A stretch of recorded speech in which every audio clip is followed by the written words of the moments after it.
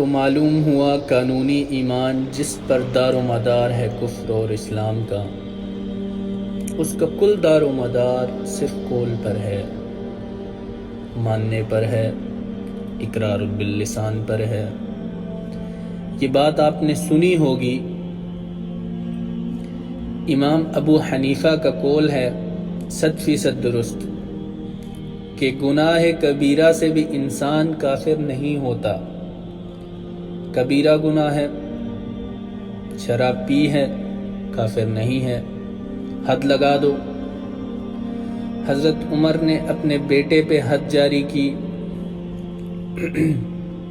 ایک مرتبہ مصر میں حد جاری ہو چکی تھی، لیکن حضرت عمر کو احساس ہوا کہ وہاں شاید رعایت کی گئی ہو خلیفہ کے بیٹے پہ حد جاری کرنے میں، لہٰذا پھر بلایا اپنے پاس اور حد جاری کی۔ حد جاری کرو لیکن کافر نہیں ہوگا۔ میں آپ کو پہلے واقعہ سنا چکا ہوں، ایک غامدی خاتون حد جاری ہو جائے گی، لیکن یہ کہ اس کو کافر نہیں کہہ سکتے۔ کافر کیا کہیں گے؟ میں تو سنا چکا آپ کو کہ ذرا کسی نے کہہ دیا بے حیا عورت تھی تو حضور نے کیسی ڈانٹ پلائی ہے، کتنا اس کا رتبہ بیان کیا ہے۔ اس نے تو وہ توبہ کی ہے کہ مدینے کی پوری آبادی پر اس کو تقسیم کر دیا جائے تو سب کی نجات کے لیے کافی ہو جائے۔ معلوم ہوا تکفیر اور ہے اور کسی کا فاسق و فاجر ہونا اور ہے۔ اس میں حد فاصل انسان کا اقرار ہے، البتہ حقیقی ایمان، اب یہاں زمین و آسمان کا فرق آ جائے گا۔ ایمان دل میں اتر جائے تو کون نہیں جانتا کہ دل میں جو بات اتر جائے وہ عمل پر ضرور اثر انداز ہوتی ہے۔ یہ بات سیدھی ہے، دل میں یقین ہو، عمل اس کے مطابق ہوگا۔ 2 اور 2 4 کی طرح مثالیں دے دوں آپ کو۔ آپ کو یقین ہے آگ جلاتی ہے، آپ ہاتھ ڈالتے ہیں اس میں، کیوں؟ یقین ہے کہ جلاتی ہے، لہٰذا کوئی شخص ہاتھ نہیں ڈالے گا۔ غلطی سے پڑ جائے تو پڑ جائے، جان بوجھ کے کون ڈالے گا؟ اچھا، میں بلکہ یہاں تک کہا کرتا ہوں، یقین تو بڑی دور کی شے ہے، گمان بھی ہو، گمان، اس کا نتیجہ بھی عمل میں نکل آتا ہے۔ ایک اور مثال، کون شخص نہیں جانتا کہ سارے سانپ زہریلے نہیں ہوتے؟ معلوم ہے نا؟ لیکن جو سانپ ہے کم بخت یہ زہریلا ہو، ہے کہ نہیں؟ یقین نہیں کہ یہ زہریلا ہے، ہو سکتا ہے کہ یہ زہریلا ہو، صرف ظن ہے نا، آپ قریب بھٹکتے ہیں اس کے۔ تو معلوم ہوا کہ یقین تو بڑی شے ہے، بڑی شے ہے۔ وہ تو میں نے آپ کو اقبال کا شعر سنایا، یقین پیدا کر اے ناداں، یقین سے ہاتھ آتی ہے۔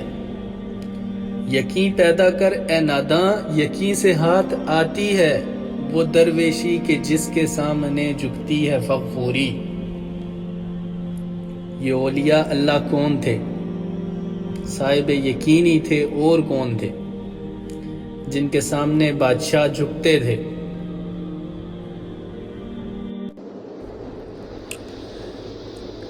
شیخ عبد القندوس گنگوئی رحمۃ اللہ علیہ کس زمانے میں تھے؟ یہ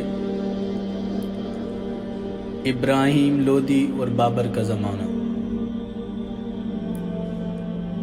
جب جنگ ہوئی ان کے مابین،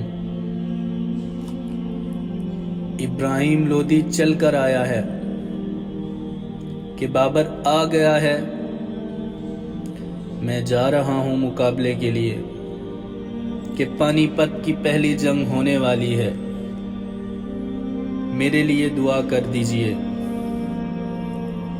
فرماتے ہیں ذرا ہٹ جاؤ، ہماری دھوپ چھوڑ دو، اور دعا نہیں کی، دعا نہیں کی، اور وہ شکست اس نے کھائی، مارا گیا۔ ان سے بھی پہلے کی بات ہے،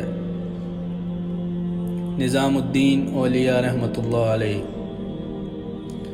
7 بادشاہوں کا زمانہ دیکھا ہے۔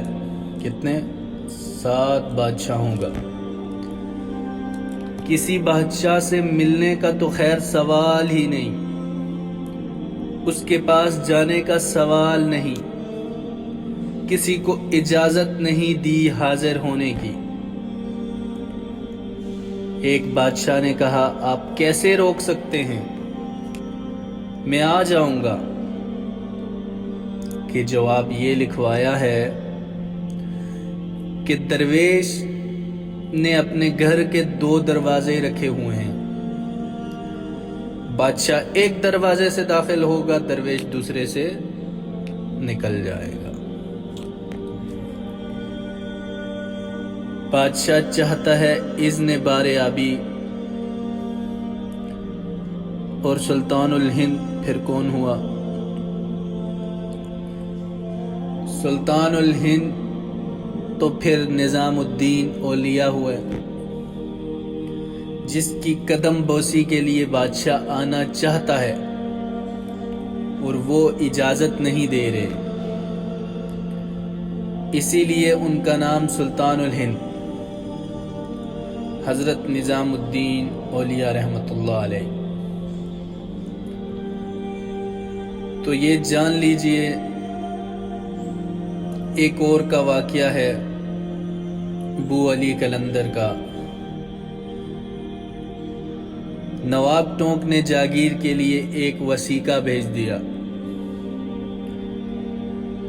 ہم نے آپ کی خانقاہوں کے لیے اتنی گاہوں کی جاگیر لکھ دی ہے۔ اسی کاغذ کے پشت پر ایک شعر لکھا، ما ابروئے فقر و کنات نباختین، بابیل خان بگوئے کہ روزی مقدر است۔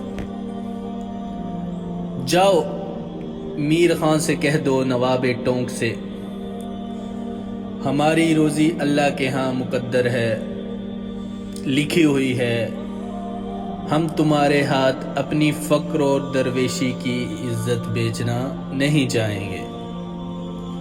لے جا اپنا وثیقہ۔ کون تھے یہ؟ صاحب یقین، صاحب یقین۔ یقین پیدا کر اے ناداں، یقین سے ہاتھ آتی ہے وہ درویشی کے جس کے سامنے جھکتی ہے فغفوری۔ شہنشاہ ہند اذن بریابی چاہے اجازت نہ ملے، وہ یقین کی بات ہے۔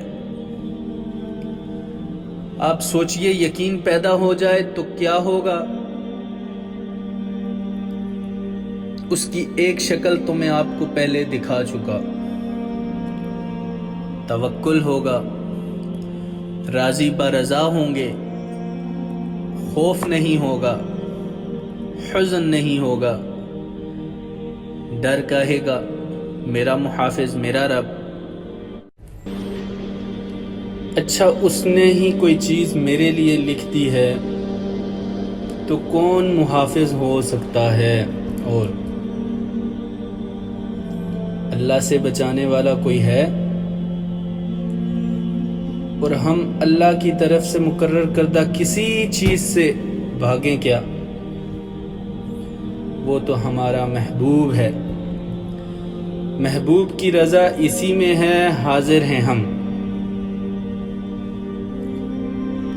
نہ شود نصیب دشمن کے شود ہلاک تیغر، سر دوستاں سلامت کے تو خنجر آزمائے۔ بتائیے کوئی خوف ہوگا، کوئی حزن ہوگا؟ الا ان اولیاء اللہ لا خوف علیہم ولا هم یحزنون۔ جو میرا ہو جائے اسے دنیا میں کوئی غم نہیں ہوگا۔ ایک معاملہ ہے یہ، اور دوسرا معاملہ یہ، کیا دل میں یہ یقین ہو کہ اللہ ہے اور مجھے دیکھ رہا ہے، اور مجھے اس کے حضور میں حاضر ہونا ہے، پھر بھی آپ شراب پی سکیں گے؟ بتائیے۔ دل میں یہ یقین ہو کہ اللہ مجھے دیکھ رہا ہے، آپ زنا کر سکیں گے، چوری کر سکیں گے؟ یہ یقین ظاہر ہوگا کسی وجہ سے، اس یقین پر غفلت کے کوئی پردے پڑ جائیں گے تو گناہ ہو سکتا ہے۔ البتہ یقین موجود ہو تو گناہ نہیں ہو سکتا۔ منطقی بات ہے کہ نہیں؟ میں مثال سے اور سمجھا دوں۔ اگر چوراہے پر کانسٹیبل کھڑا ہے، آپ نے دیکھ لیا، ساتھ ہی آپ نے دیکھا ایک کونے میں موٹر سائیکل لے کر تیار سارجنٹ بھی کھڑا ہے، آپ کی گاڑی صحیح جگہ آ کے رک جائے گی نا؟ ایک انچ آگے نہیں بڑھے گی۔ اور اگر آپ نے دیکھا چوراہا خالی ہے، کوئی دیکھنے والا ہے نہیں، تو اچھے بھی دائیں بائیں دیکھ کے نکل جاتے کہ نہیں؟ صحیح بات کیجئے۔ آدمی اپنے آپ کو دھوکہ دیتا ہے، بھئی یہ سارے ٹریفک رولز بچاؤ کے لیے ہیں نا، تو دور دور تک کوئی ٹریفک نہیں ہے، فضول کھڑا رہوں میں یہاں کاہے کے لیے؟ لیکن دور دور تک کوئی ٹریفک نہ ہو لیکن سارجنٹ کھڑا ہو، پھر آپ پابندی کریں گے کہ نہیں؟ حالانکہ اس کی کیا حیثیت ہے، کیا اس کی تنخواہ، کیا اس کی حیثیت، کیا اس کی اتھارٹی، کتنی وہ سزا دلوا دے گا؟ اول ہمارے ہاں پاکستان میں تو 2-4 روپے سے وہیں معاملہ طے ہو جائے گا، اس سے زیادہ کی بات ہی نہیں۔ لیکن یہ کہ وہیں آ کے آپ کی گاڑی رک جاتی ہے۔ اگر یہ یقین ہو کہ اللہ ہے اور مجھے دیکھ رہا ہے، تو کیا اس کا قانون توڑیں گے آپ؟ یقین والے ایمان کے ساتھ معصیت جمع نہیں ہو سکتی، البتہ قانونی ایمان کے ساتھ معصیت کے ڈھیر لگ سکتے ہیں،